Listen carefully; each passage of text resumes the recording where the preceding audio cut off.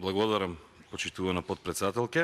Со овој амандман предлагаме да се одвојат средства за изградба на пречистителна станица, бидејќи тоа е еден од приоритетите на Република Македонија, како што можевме да слушнеме во изминатите неколку години, затоа што тука ќе опфатиме и основната инфраструктура, така и ќе ја заштитиме животната средина.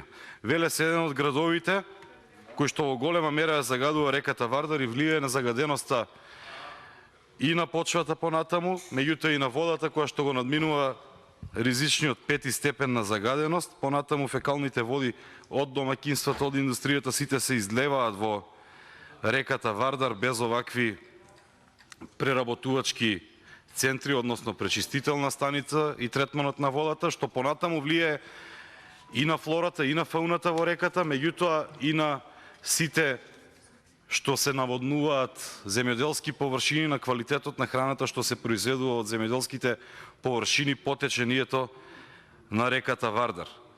Затоа е неопходно да се искористат сите расположливи средства во заштита на животната средина. Понатаму пак ќе кажам, ова е еден продолжен процес кој би придонел и до квалитетот на храната.